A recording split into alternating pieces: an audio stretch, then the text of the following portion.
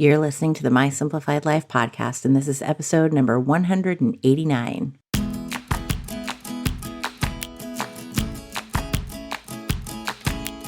Welcome to the My Simplified Life podcast, a place where you will learn that your past and even your present don't define your future. Regardless of what stage of life you're in, I want you to feel inspired and encouraged to pursue your dreams, simplify your life, and start taking action today.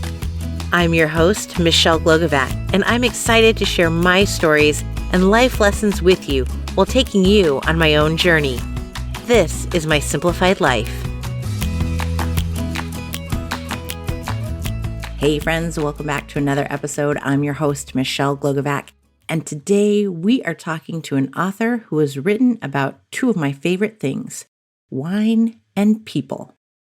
Michelle Wildgen's book, Wine People, comes out today, published by Zibby Books. Congratulations, Michelle. And it is a story about two women who were in the wine business. It's about their friendship, their careers, how their paths start differently and end up differently. It's a great read, and I loved getting to talk to Michelle about the book, but also how she did her research. Because, hello, did you have to drink wine to write this? The answer is yes. So I am talking to Michelle all about her book, all about her process, her journey to getting to where she is today, her past novels, and how wine and food play big roles in her books, her life. And we touch on a book that actually has some recipes that played a role in my life. And it was great to find out that she knew exactly what book I was talking about. So go grab your glass of wine because we're going to talk about wine people. Hi, Michelle. Hello. Michelle with two L's. I'm so glad you spell it the right way. Of course. I did flirt with a 1L spelling in fourth grade just to shake things up a bit, but it didn't last. Oh, I love that. I flirted with Shelley. And I was like, yeah, I'm not a Shelley. I'm not a Shelley either. People tried. It just didn't stick. I have one friend from college who still calls me Shelley. And I'm like, I don't know why, but she does. But that wasn't my thing in college. So I have one old friend that I am the only person who calls her Katie. Everybody else has moved on to Catherine, but I think I'm the only one left. But I like to think that is evidence of our bond. And my daughter is Catherine. And when she was born, we were like, we'll call her Katie. And when she started kindergarten, she goes, I am Catherine. That is my big girl name, and I am Catherine. And so all of these little people on the playground call her Catherine. I'm like, oh my gosh, it's such a big name. So yeah, I get that. Dignified. So now that we've dived in so far in, can you take a moment to introduce yourself to everybody, please? Absolutely. I am Michelle Wildgen. I'm the author of 4 novels. The most recent actually is forthcoming. It's going to be out August 1st, and it's called Wine People. And it will be out today because we will release this on your pub day. So congratulations in advance. Thank you. And who doesn't love wine and people? Although sometimes not so much the people part, but yeah. Tell us a little bit about what the book is about, because I was drawn just to the title alone. I was like, yes, this is a read for me. So the novel is about 2 women named Wren and Thessaly, and they are both working in a boutique wine importer in New York City when they meet. Wren sort of fought her way into the wine world. She grew up in the Midwest and not with a lot of money, not with a lot of travel, but fell in love with it because she worked for a restaurant where she got exposed to fine wine and to wine importing and what it really looks like to be in the business, side of that product. And then the other woman is named Thessaly, and she is sort of a golden girl who grew up as the daughter of a very well-respected Sonoma grape grower. And so she is like to the vineyard born, basically, and feels fully comfortable in that world. So when they first get to know each other, they have worked together for a while, but a succession drama at their office makes them start looking at each other, not just as the only other young woman of the same age in the company, but as a potential ally for the first time. And so the novel really follows their friendship and their sort of partnership as it develops, but is also, goes to Europe and goes to different parts of the US, different, kinds of wine country. And it's about ambition and friendship and when those things work together and when they work against each other. And how did you do the research for all of it? Because you talk about wines that I'd never heard of, which isn't, out of the ordinary, but I mean, there's some very specific varietals. You talk about, the landscape and how really the wine industry even works. This was totally new to me to have this sales team, the buying team, like how they all kind of worked together and yet at the same time worked against each other. What was that about? How did you come up with all of this research and this knowledge? Well, the first way that I encountered it, kind of like Ren, I worked for a great restaurant in Madison, Wisconsin, where I lived for a while and then I went to New York and then I came back and that's where I am now. And I worked there because I wanted to learn about food and wine, but I didn't have the money to just go travel the world. So I thought, well, I'll go to the best restaurant I can, get a job, and let them teach me. And it turned out they actually did. It was a pretty half-baked plan, but it turned out to be the right plan. And they would give wine dinners there, and the owner was married to a wine importer. And so this was my first taste of like what this business might actually look like. And so when it was many, many years later, and I wanted to write this book, I returned to a friend from that restaurant who later worked for the importer and just started asking her questions about what her life had been like and, what was the daily job like. For research, a lot of times you ask, like, what did you do when you walked into a room every morning? What was your daily life like? And once I started doing that, then I also reached out to anyone and everyone and said, if you work in wine, I want to talk to you. And so then I talked to anybody I could and went to visit various wineries, not even really knowing what I was looking for, except to get a sense of the world, because I knew I'd figure out the story once I had the world. Mm. And then there was a little bit of drinking in Italy, which, I had to do. Yes, for research purposes. Yeah, I understand that. Yep. No one wants to, and someone has to. And then I did, I drew on memories of drinking in France, but I didn't get to actually make it to France this time. I love it. What a great way. And are you like naturally just a wine lover, wine drinker? Obviously, if you were seeking out to learn more about wine, and got a job about it, then you must be. But is that something that, I don't even know how to put it, but like you love wine per se, and that's your norm?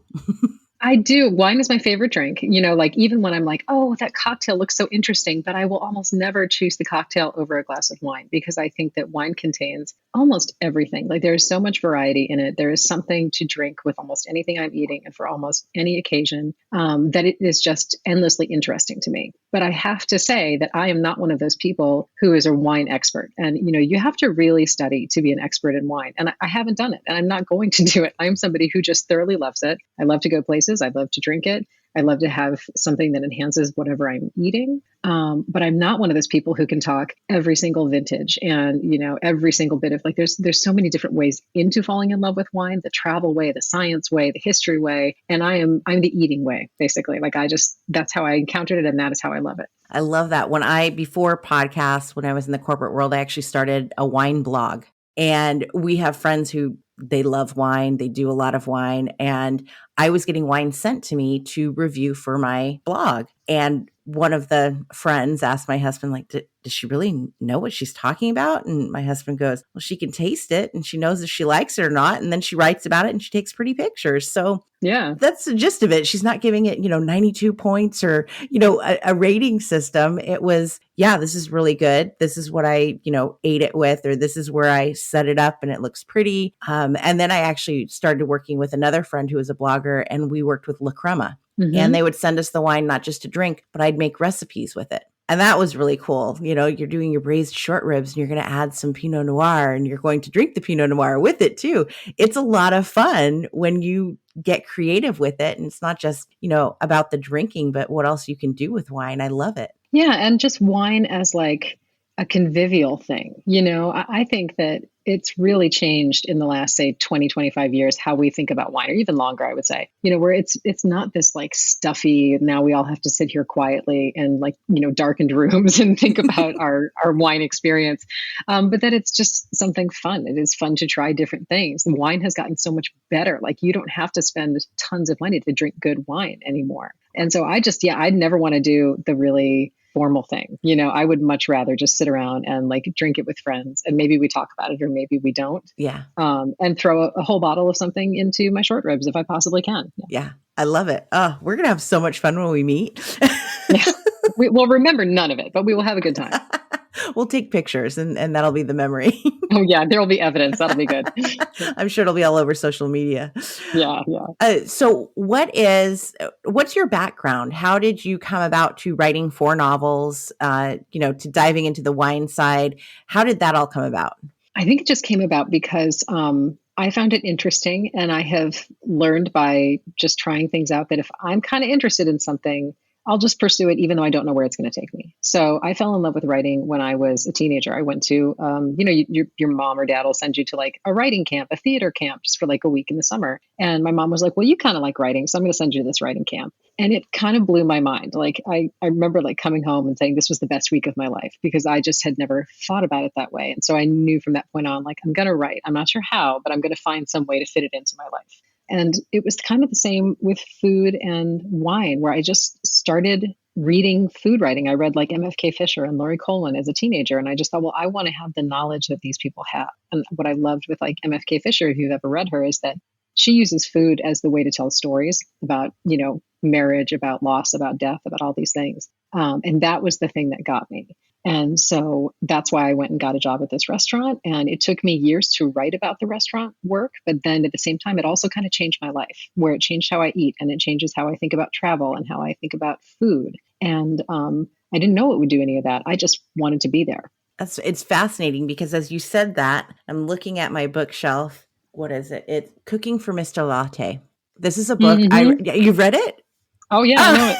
It's Amanda Hessel, right? This is yes, it is. And I have kept this book. Some books I'll keep. If they're signed, I definitely keep them. But this one has been on my bookshelf for probably close to 2 decades, as old as it is, because of the recipes that are in it. And that's how I learned how to make creme fraiche. That's how I learned how to make risotto. And it's not even I can obviously she met someone and I don't even remember the premise of the book, but I remember the recipes in it and was like, oh, bringing these two together, this is genius. And that's why it's still on my bookshelf. Have you ever made, she has a white bolognese recipe in there? No, but I need to revisit the book again because there's also, is there a blueberry pie or there's something blueberry in it? And I want to say I made that too. Yeah, I think so. What I always remember is that white bolognese, because I was like, you live long enough, you've tried a lot of things, but every now and again you come across something like, well, I don't know exactly what that'll be like, and I really want to have that. But I have, when you're just talking about like the recipes, like, I have those particular recipes they're about a particular moment in my life, but I will never forget them. Like Marcella Hazan's chicken with lemons, like I will never forget it being like a rainy fall night when I was working at L'Etoile at the restaurant that I worked at. And I happened to get called off work and my husband happened to get called off work. We weren't married then, but we got to stay home and make a roast chicken together on this sort of rare thing, but so I'll never forget what I made at certain points in life. And, you keep returning to those over and over. I love this. This is turning into food more than it is wine, but the two go together so well. Exactly. I love that. So you wanted to write, you knew that was your focus. Then how did that go through, college, career? Did it just happen? Right. No. Right. Yeah, that's right. I sort of forgot about that whole part of the story there. So I went to college for English and creative writing and talked to a professor who said, well, if you want to go get a PhD, then you're going to be an academic. And if you want to actually make the thing, like make books, then you should go get an MFA. And so I was like, okay, I'll take a few years after undergrad just to do something besides school. And then I was going to go get an MFA. And so that's what I ended up doing. I moved out to New York and went to Sarah Lawrence. And at the same time, this helped a great deal. I had let one of the people who wrote a recommendation for me know that I was going to be there. And she said, oh, well, you should talk to this magazine called Tin House because maybe they need an intern. And I ended up staying there as an editor for like 18 years. And that helped me see, like, I was like, oh, people can be writers, like I understand what this path can look like, and it still requires all the work, but I didn't grow up in a family where there were lots of writers and artists, so I didn't really know how to make that happen. Mm-hmm. And going to school and just sort of being in the mix was what showed me what to do. I love it. And then what does your writing ritual look like? Do you light the candle? Do you do it only in the morning? What does that look like? It changes, especially now because I feel like my schedule is so changeable. But when I am doing well, like I am not somebody who could write, even if money were no object, I would not be able to write 5 days a week or, anything like that. I just can't do it. I need something else to sort of block out the time. So what probably is the perfect ritual for me is several mornings a week. Once, I've gotten up, I've done my treadmill, whatever, and then I sit down. I always have my coffee. And I usually like to start by reading a few pages of a book that I love. And it should be a familiar book. It's because I find there are those books that, yeah, you love them, but they make you want to write. Like they literally get your brain thinking in that way. And that tends to be a very specific group of books for most of us. And so there's something about just like, okay, I'm just going to like get my brain in that space and start thinking that way. And if I was smart, then I usually left myself a little note about what I'm going to do next. Because, every writer, we hate to sit down and just be like, oh, gosh, now I have to do it. And I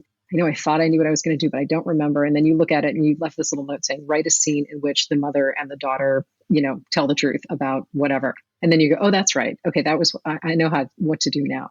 Because we just have to keep overcoming these little mental blocks that we give ourselves. And once I've kind of made myself get into that, then I can usually spend, a few hours, get something done. But it's weirdly exhausting, like physically exhausting work, So if you write hard for 4 hours, like you're tired. Yeah.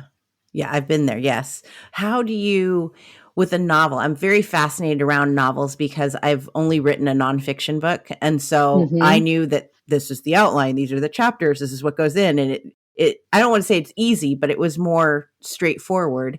When you're writing a novel and you've got all of these characters, in my head, I envision that you have index cards and you've written, this is the person's name and this is their backstory. And you have this huge room full of cards and this is where they are. And you have to keep their story straight.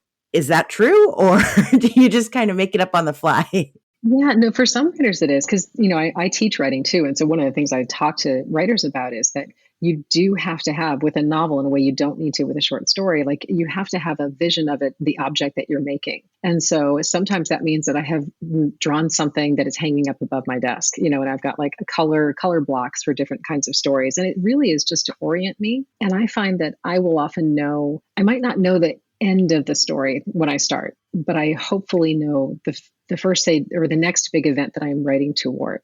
And I tend to think about it like I have to know my characters. For this book, as I got to know the world, I came up with one character, but it wasn't enough. I could tell that I didn't want to just be like, hey, I'm going to hang out with this character for, however many years. And when it came together and I understood what to start doing was when I came up with the second character. And then they had somebody to bounce off of and to cause trouble for each other. And then I understood what I could start to do with them. So I can't think everything through, but there are absolutely writers who do. There are writers who say like, oh, this novel ended up being 274 pages. I really thought it'd be 278, but it was pretty close. I'm not one of those people. It's kind of a relief hearing you say that because like, I know for me, I have the next book, it's in my head, but I'm like, I don't know where it's going to go. And do you need to know where it's going to go? And do you start writing or do you, wait until it all comes to fruition? So I think that can be a block for many because I know it is for me of where do you start and get going? So as a professor too. How much do you have? Like, do you have a little situation? I have situations. Yeah. I think I'm going to go fiction with non-fictional aspects that are very heavy and like heavy on the aspects. I didn't realize because in my head, I'm like, well, if you write a novel, then it's all fiction. But in reality, authors are pulling from their real life stories. Yeah. Hugely, like ridiculous amounts. I had no idea until you start talking to authors and you're like, oh, so you put that in because that really happened. Well, I can do that too. Absolutely. Like we're total vultures. We're always just pulling from like things we experienced, anecdotes people told us, like something that's sort of, if you're hanging out with enough writers, and you probably have seen this, that like you say something and every now and again, you'll see like the writers just go like, and it's because we're just suddenly sitting up straight thinking, oh, that's interesting to me, to the stuff that grabs my attention. So you can put in all that stuff. You can have a little notebook that you jot down those things. And, you don't have to start knowing everything, but you could start like, it helps to give yourself some constraints. Like I'm going to start writing a scene in which X, Y, and Z happens. And by the end of this scene, something is different.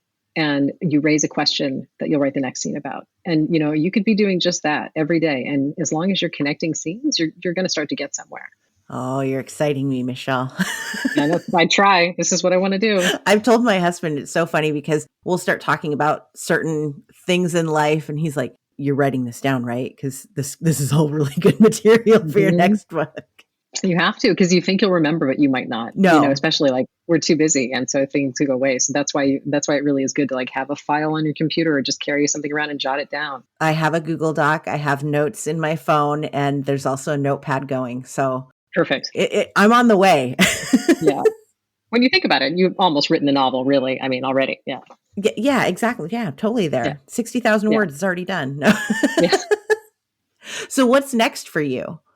Are you writing another book already? I mean, this one's obviously coming out and you're going to go on tour and whatnot, but what comes next? Well, I'm starting something, and I'm still definitely in that early stage where I'm kind of figuring out like I have my characters and I have my beginning, but I'm trying to think, how far does it go? Like one of the things you have to think about with a novel is, what's the clock? Is it the duration of a marriage? Is it the duration of one consequential weekend? And I don't have that yet. So right now I'm just kind of trying to do the research that is helpful and trying to spend time with the characters in a room, knowing, because I've learned over time that like that's often a way to discover what I'm doing, but I may not actually use that material directly as it's drafty material that I needed to write, but maybe it serves a story that looks very different. So I'm really early stages in the next thing right now. That's exciting. And what are your other books about, since this is number 4? Yeah. So my first novel was called You're Not You. And that is about a college student who impulsively takes a job as a caregiver for a woman with ALS. And she becomes very involved in her life and her marriage. And over maybe a year or so, it has a really huge impact on her life. Then my second novel is called But Not for Long. And that is about a bunch of people living in a co-op in Madison, Wisconsin, suspecting maybe the world is ending, but not really sure. It's an upbeat read. And then the third one is actually more upbeat, and that's called Bread and Butter. And that one is about three brothers in the restaurant business. And that one was almost as fun to write as this one. Oh, I love it. Food and wine. This is you. Yeah. I love it. We are new best friends with the same name.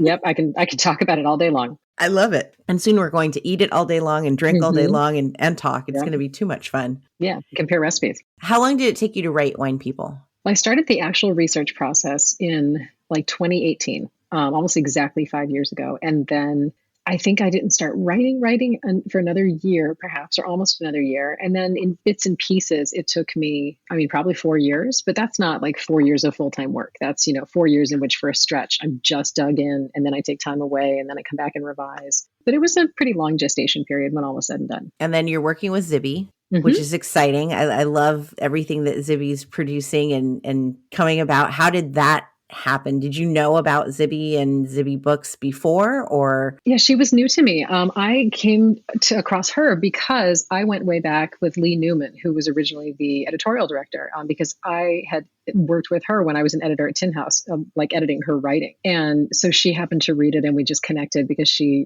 really loved these characters and thought this would work for Zippy Books. And so that's, how I wound up there. But I'm currently waiting for my finished copies because like all these books they're so beautiful. They literally like as an object, it's a gorgeous thing. And Yes. it's really exciting to be working with a press that is doing all this new stuff, and that really wants to, try to reach out in so many different directions. And so it's exciting to really feel like we're going to do it all this time. So that's really cool. Yeah, it's definitely exciting to see how much effort they put into every single book, every Yeah, single absolutely.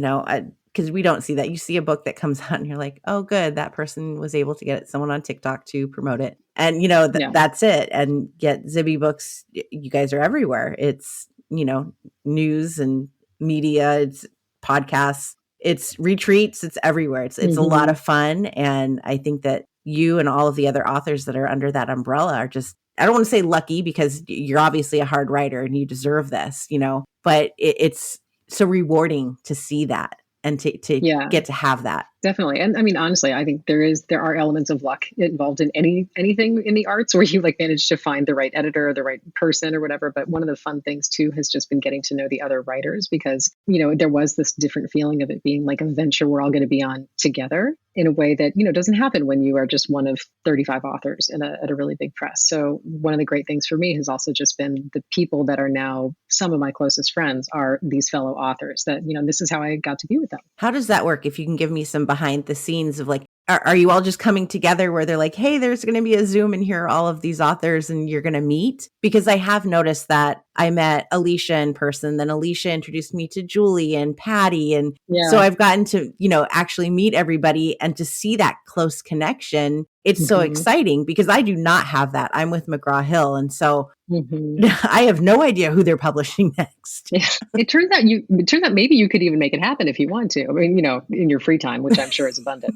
But so this started because I think it was Julie Chavez who started it, where she just said, let's start like a WhatsApp group. And also in the beginning, there was a lot of like just Zoom so we could all see who's who and who's doing what. And so the WhatsApp group was a really good way for that first cohort of authors to be in contact with each other. And then I think, a lot of some authors are especially close to each other, like, they just got to know each other for whatever the reason. But then we had a retreat in October that really kind of cemented a lot of that, where we really got to like be in a room with people and see, who's doing what and hear about your books. And that really makes a huge difference in feeling like you're, a team together in this venture. It's an investment that she's making. Yeah, And absolutely. yeah, you can definitely see that and how you all come together and everybody's cheering each other on. And I love it. I'm jealous. Yeah. I'm secretly jealous.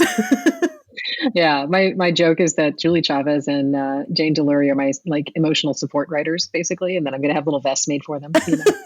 I love them both. I've gotten Yeah, to meet they're Julie, amazing. but I've gotten to interview both of them. So yeah, that they're so great. Everybody that has come on the show that I've read the books, I'm like, I love you. Hmm.